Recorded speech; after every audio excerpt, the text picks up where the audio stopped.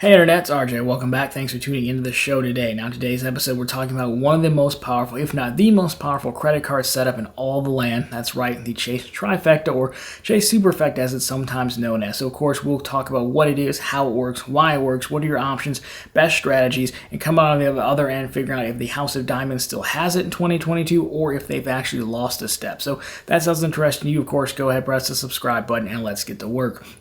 Now, first things first, in case you are new here, what exactly is the Chase Trifecta or Superfecta? Well, back in the day, it was basically the ability to combine 3 Chase cards together to get some maximum value on your redemptions and points earnings, and this works a lot like, Voltron, if you will, right? So Voltron's made up of like 5 lions, right, little lion robots, and they come together to form, the giant Voltron robot. And while Chase doesn't have a robot that we know of, at least, it's kind of the same way because we've expanded from 3 Chase cards to there's a lot more that we're going to talk about in a second. But these Chase cards come together and they form basically the Chase Superfecta, or their version of credit card Voltron, if you will. Trust me, it'll make sense in a second. So, we'll talk about the cards in a second, but when you look at Chase's portfolio, they have personal, they have business cards, they have co-branded cards, right? So we're talking about the Chase-specific cards because these earn a common points currency called Ultimate Reward Points. Now, if you go to Chase's site, it's unfortunate, it kind of annoys me, but they use cashback and points interchangeably. Like the Freedom Flex, they'll say is a cashback card, Sapphire Preferred, they'll say is a points card, but they all earn Ultimate Reward Points, and what you do with those points is kind of up to you. Cash them out, use them for points and travel, you name it. So because they earn a similar currency, it can be combined, like Voltron, for some maximum redemptions, and it unlocks some different redemption paths that you wouldn't get with maybe just one of the cards. So what are the cards? Well, again, these are the cards that are going to earn Ultimate Reward Points. So the OG Freedom that's since been retired, but there's a loophole to get one or multiple of it still. Freedom Flex, Freedom Unlimited, Sapphire Preferred, Sapphire Reserve. On the business side, you can have the Ink Cash, the Ink Unlimited, or the Ink Preferred. Now, you could also throw in the Freedom Student in there as well if you wanted to. The Ink Premier card is a newer Chase business card. You think it would count because it does earn Ultimate Reward Points, but they're not transferable. It's basically literally a cashback card. The Slate card, you would think it count. They put it in the Freedom line technically, but it doesn't count as well. And of course, no co-branded cards. So United, Marriott, Hyatt, those cards are going to earn their own points currency. So these cards earn Ultimate Reward Points that we just talked about. Now, a note on the Freedom card, because I just did this and I have a full video about it. Even if you cannot apply for a new Freedom card, but if you have an existing Chase card, one of the cards we talked about, you've had it for longer than a year, it is possible to change that card into a Freedom card. You can actually have multiple Freedom cards. You can actually have multiple Freedom Flex cards too. You can just only apply for a Freedom Flex card once, then you can product change other cards. I didn't know that. The rep told me. I was very surprised. So I'll link that video down below. But you can see right there is why we've expanded from a Trifecta to a Superfecta, because again, you can have business and personal cards. And in fact, I have the majority of the cards on that list actually between the personal and the business. So that's how it works.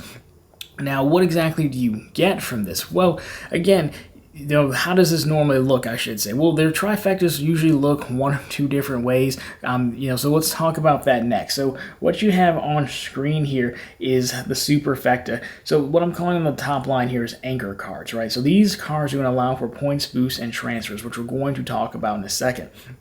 So you can have one Sapphire card. That's a rule. You can only have one Sapphire card. So you can either have the Sapphire Preferred or the Sapphire Reserve.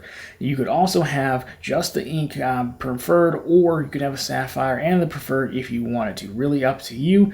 Now the bottom here is the Foundation cards, right? So these are going to be your no annual fee cards that also earn Ultimate Reward Points. And from there, you can kind of see that, hey, it's a lot easier to earn points on all these no annual fee cards, especially because you can have multiple Freedom cards or multiple Freedom Flex cards, and you can have business and personal covered as well. So what do you do with all these points? Well, if you go back to the anchor cards, right, you can technically transfer points and pool points from other Freedom cards and Ink cards together just for a powerful cashback setup. But when we're talking about the Trifecta, Superfecta, it's really centered around one of those 3 anchor cards at minimum. these anchor cards, because they're travel focused, they unlock a few different redemption paths. They unlock, booking travel through the Chase travel portal. They unlock transferring out to hotel and airline partners. And there's some other redemptions that Chase has kind of added and has not yet said publicly that they are official going to stay, but we've seen them for like 2 years now, the time of taping. So, for right now, I'm going to say they're here to stay until, next year, and you're watching another updated one of these because it changed. But for right now, let's talk about this. We'll take the transfer portal, or the Chase travel portal, first, because that's where it gets the most interesting. That's what's, most commonly talked about. So if you were to go through the Chase travel portal, why would you want to do that as opposed to booking directly? Well, what you have here is multiplier level up. So if you have the Sapphire Reserve and you're pooling all your points to the Sapphire Reserve, then you can see your points are going to be worth 50% more. So as a result, 5x is going to be 7.5x. 3 becomes 4.5, 2 becomes 3, and 1.5 becomes 2.25. Now in the bottom box here, the Sapphire Preferred and the Ink Preferred card gives a quarter back. So still pretty good. 5 becomes 6.25, 3 becomes 3.75, and you kind of get the deal as we go through there. So, that right there, your points that you're already earning, most of your points you're earning for no annual fee become worth a lot more. You don't have to do any math or anything like that. You can book your airline, your hotel, your rental car, all that through the Chase travel portal. I've done it a lot. It's actually pretty easy to do, and I don't mind it. I like it. Chase actually just recently bought CX Loyalty and bring their travel portal in-house, which is pretty good. Has some vertical integration there. So that's the primary way that these points are talked about and the Trifecta is talked about. Now, if you're not into going through the travel portal, you also unlock another route called Transfer Partner. So this allows you to, again, pool your points to one of those cards and then transfer them out to hotel or airline transfer partners. Now, you do not get a points boost if you do this. There's no 50% or 25 points boost. But the good news is Chase transfer partners are all a 1-to-1, so one ultimate reward point would be like one Hyatt point, for example.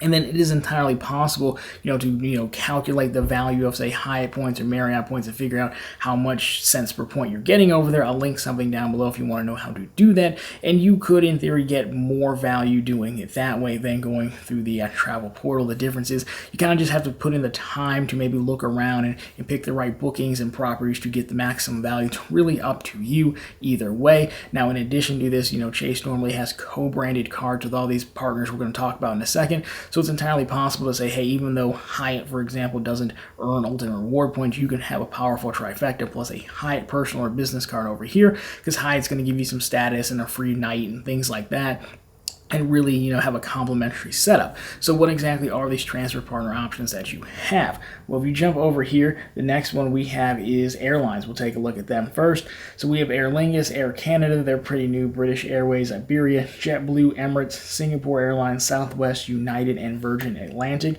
And then on the hotel transfer partner side, we have Hyatt, IHG, and Marriott. And so there we have it. Especially if you're a fan of travel, those two options are going to be your best bet, again, to earn a lot of points and then have flexibility in how you use them. Now, if you're not a travel fan, though, you might be thinking, well, it's a little bit weird that you would have this setup. Well, in recent years, last 2 years maybe, when people were not traveling, we've seen Chase kind of add an additional focus or an additional lane that's kind of favors cashback with the Trifecta, and it's called Pay Yourself Back. So if we take a look at this, we can see that, if you go through this, Chase is still giving, the Sapphire Preferred, Sapphire Reserve, Ink Preferred their same points boosts, right? 50%, 25% respectively. They also expanded it down to the other cards, the no annual fee cards, to get 10%, which isn't much, but it's nice considering they're no annual fee. And what you've been able to do is kind of redeem points for categories that Chase changes every 3 to 6 months. Grocery stores is probably the most popular one, but we've seen like away luggage, hardware stores, I think, were in there at some point. So basically, you just make your purchase on your Sapphire Reserve, then you can use the points for a 50% boost to pay off that charge, effectively paying yourself back.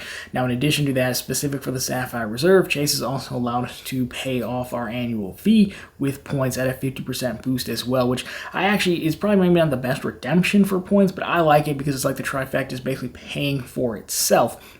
And I have a video where I walk down all the Chase redemption options and how to do these, so I'll link that down below for you as well. Now, again, this is not a permanent feature, but we've seen it for like 2 years now. I think Chase has been changing the categories like every 6 months, which I'd like to see them do it more often, but hey, it's still nice. Now, the last one we have here is like an every so often deals perk, if you will.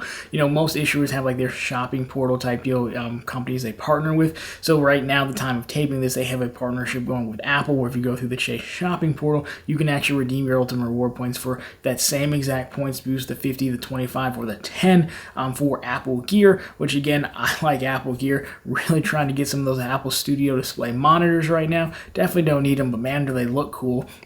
Besides the point, though. Point is, though, again, is it maybe the best redemption for points? You could probably do better, going through travel. But, if you want this, if you like Apple Gear, if you have a ton of points, then, hey, I think this is a really good cashback redemption. And they do rotate this from time to time. They also put sales on gift cards, but those don't tend to be nearly as good as kind of like deals like this.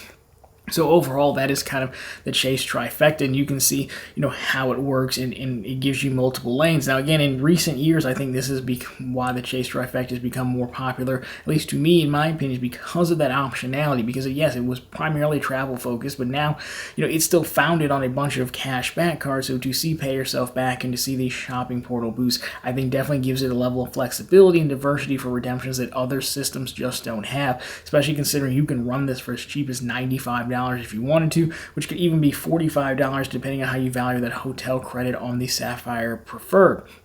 So again, pros and cons of this, in my opinion, it's easy to get Chase cards. Again, I've got a video about all the rules that I'll link down below, but it's easy to get the Chase cards. A lot of them have no annual fee. Now, the only real concern here with the Trifecta, in my opinion, is I see a lot of people talk about it as if they're always getting the points boost, but if you don't go through the portal, which is fine, but you don't get the points boost, right? And valuing those points at 25 or 50% more really comes into factor if you're doing a keep or cancel decision on one of the Sapphire cards or the Ink Preferred card, right? Because you're talking $550 for the Sapphire Reserve. That does matter. Now, you can get plenty of value, again, transferring out as well. You just have to remember to value that accordingly. But overall, because of that, I still think it's safe to say that in 2022, the Chase Trifecta is still very powerful, especially if you consider some of the sign-in bonuses that Chase throws out there and getting those into the multiplier boost as well. But anyways, guys, that's going to do it for this one. So if you liked it, drop me a thumbs up down below. If you found it particularly interesting, of course, consider subscribing to the channel.